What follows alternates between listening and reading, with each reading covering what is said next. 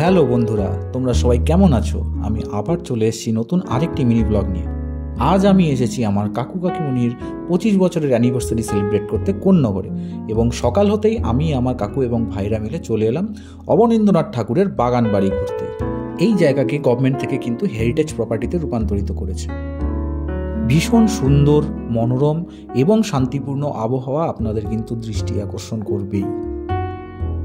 ঢুকতেই সবার প্রথমে এখানে নিশিন্ন দাস বসুর একটি ছবি রাখা আছে, যিনি এখানকার ফাউন্ডার এবং চেয়ারম্যান ছিলেন। সারি সারি দাঁড়ানো বহু পুরনো গাছগুলো কিন্তু আপনাদের বিস্ময় সৃষ্টি করবে।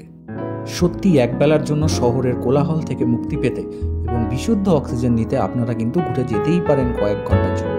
চারিদিকে বিশ্রাম নেবার জন্য অনেকগুলি বসার জায়গা বানানো আছে।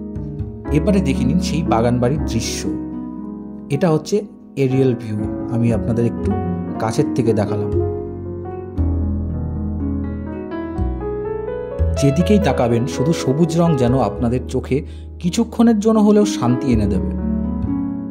অবনীন্দ্রনাথ ঠাকুরের বাগান বাড়ি যদি এত সুন্দর হয়, তাহলে তার আসল বাড়িটা কেমন ছিল সেটা একবার জাস্ট ইমাজিন করে দেখুন। এখানকার স্টাফেদের কথা অনুযায়ী অবনীন্দ্রনাথ ঠাকুর কিন্তু বেশ কিছুটা সময় তার বাল্যকালে এই কোন্নগরে এসে কাটিয়েছেন। এবার চলুন ভেতরে প্রবেশ করা যাক। ভেতরে ঢুকেই প্রথমে নিখুঁত হাতের কাজের দৃশ্য আপনাদের কিন্তু দৃষ্টি আকর্ষণ করবে। যদিও সেগুলো অরিজিনাল নয়, তার আদলে স্টুডেন্টদেরই হাতে বানানো সব কিছু। সত্যিই ভীষণ নিখুঁত কাজ। এগুলো আপনারা সামনের থেকে না চাক্ষুষ করলে বিশ্বাস করতে পারবেন না। তবে একটা কথা ঠিক, ভেতরে ঢোকার পরে আপনাদের মনে হবেই যেন সত্যি আজ থেকে প্রায় 100 বছর আগের কোথাও চলে এসেছেন।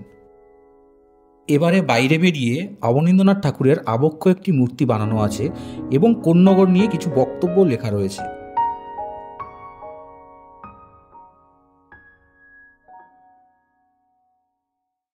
এধারে গঙ্গার অপরূপ দৃশ্য আপনার আত্মাকে কিন্তু একদম তৃপ্ত করে তুলবে। কেন জানি না, মনে হচ্ছে এই অপরূপ দৃশ্য আমাকে আবার এখানে আসতে বাধ্য করবে। আপনারাও পারলে একটু সময় বের করে ঘুরে যাবেন। এবারে আরেক ধারে একটি স্টেজ বানানো রয়েছে, যেখানে এখনো কিছু না কিছু অনুষ্ঠান হয়। আশা করি এই ছবিগুলো দেখলে আপনারা কিছুটা আঁচ করতে পারবেন। উনি যে যথেষ্ট শৌখিন ছিলেন তা এই রং বেরঙের মাছগুলোকে দেখলে বোঝা যায়।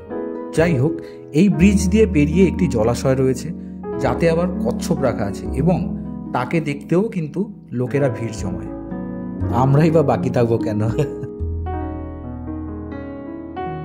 ঠিক তার উল্টো পাশে একটি তাল গাছের গুঁড়ি এমনভাবে রাখা, যাকে দেখলে আপনার মনে হতেই পারে কোনো কামান বসানো আছে।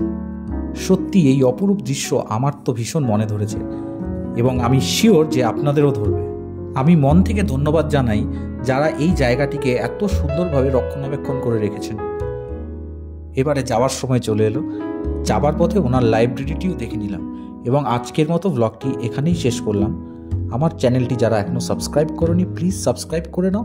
It's Pix Blog, PIXBLOG। আজকের মতো টাটা। পরের আবার নতুন কোনো ব্লগে দেখা হচ্ছে। সঙ্গে থেকো, ভালো থেকো।